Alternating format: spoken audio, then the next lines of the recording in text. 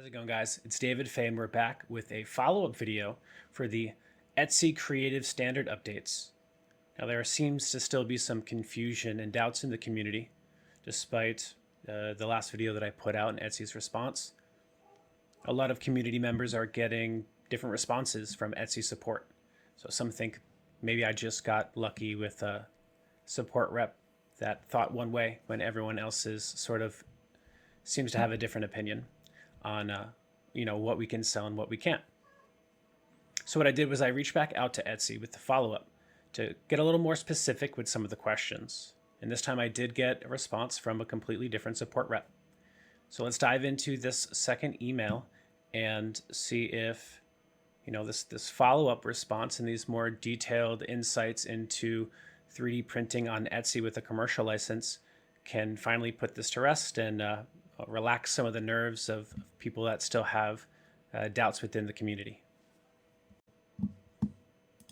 All right, here we are. So this time I'm going to open up with the email that I had sent to Etsy and kind of go back and forth between my questions, and I'll hop over to the other email they sent me back and read you their response.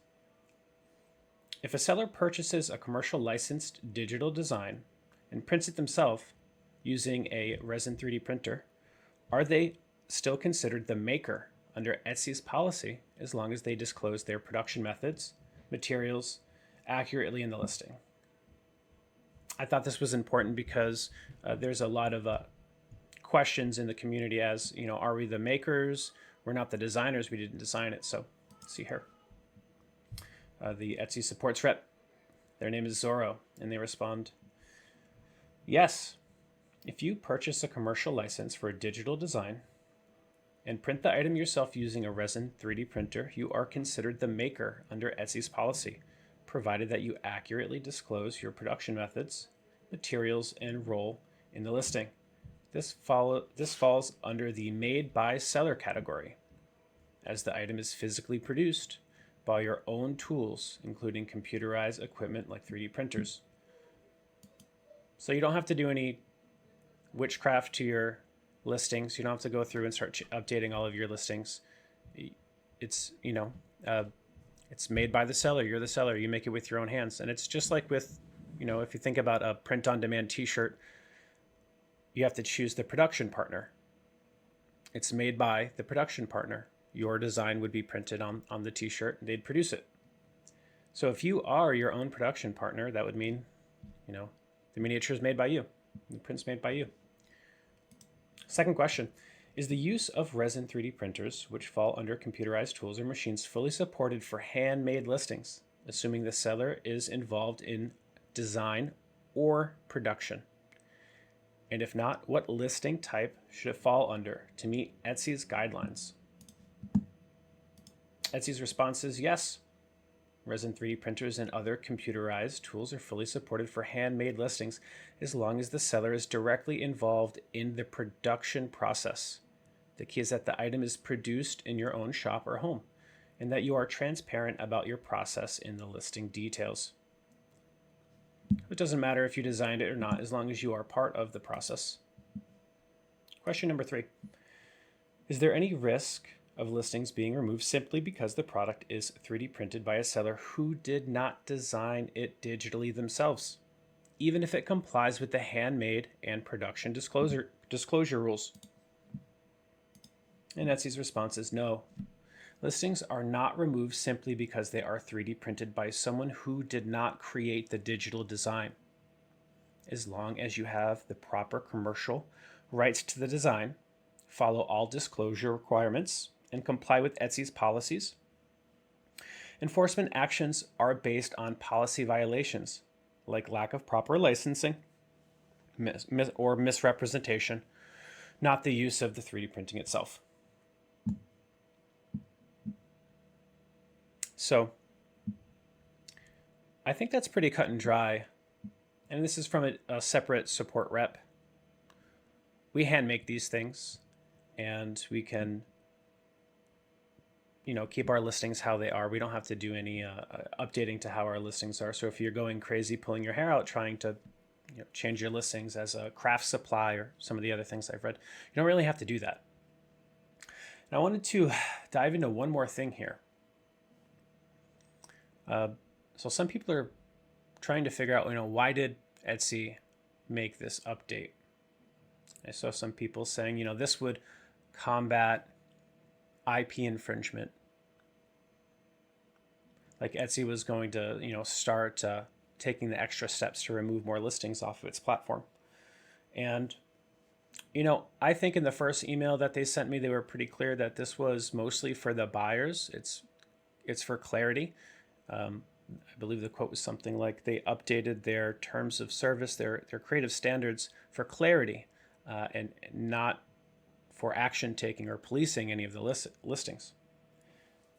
So if we take a moment and we think about it, Etsy makes its money from the 20 cents plus the 6.5% every time a listing sells.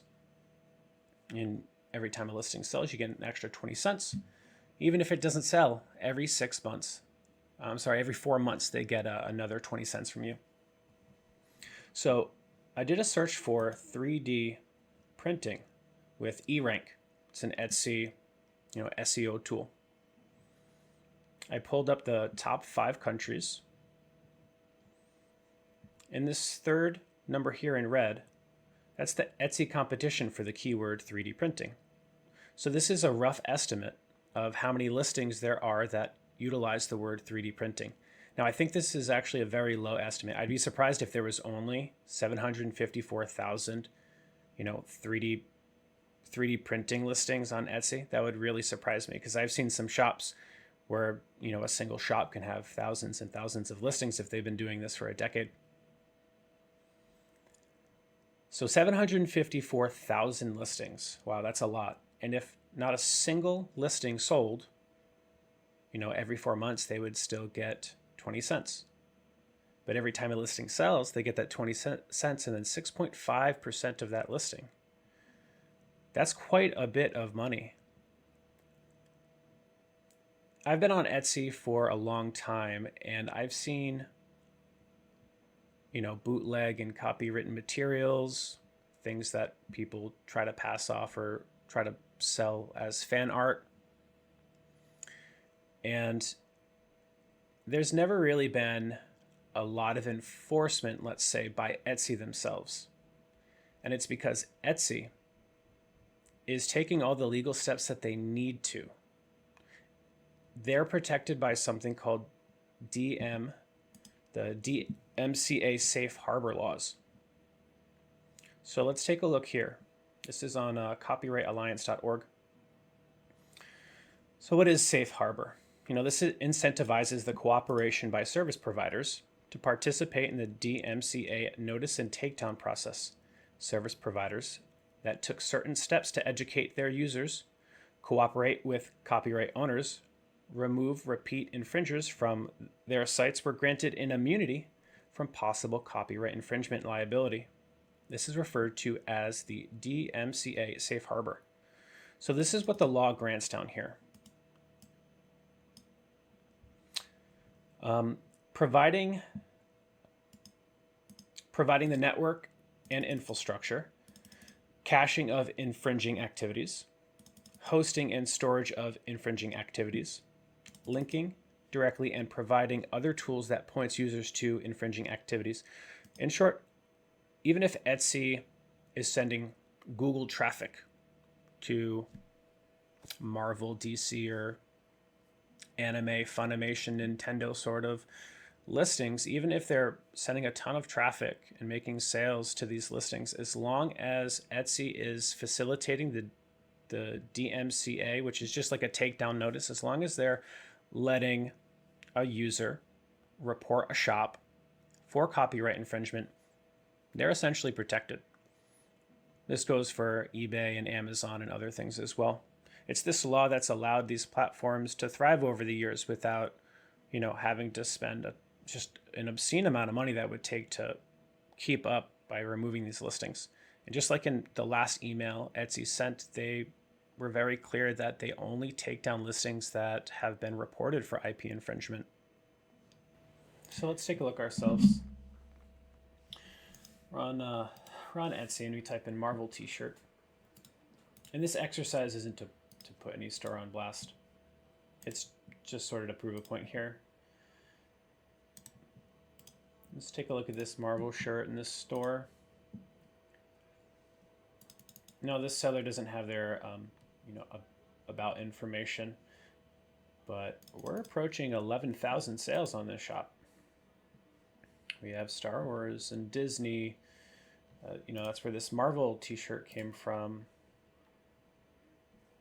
There's just a ton of things here. Very prolific amounts of IP infringement, unless this seller owns and is paying royalties and they have the licensing. Maybe they do. But it's not really typical. This one is at 11,000 sales. They have a Marvel t-shirt. So if you just take the time, just type in some popular IP.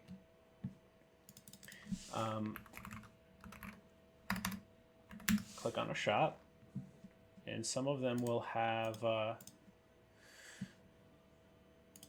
in the about section. Looks like everyone's mostly turning it off now.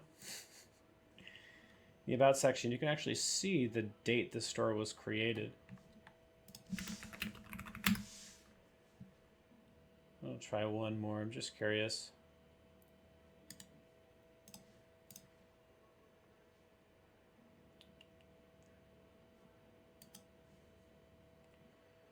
Only 128. So this one's made in 2024.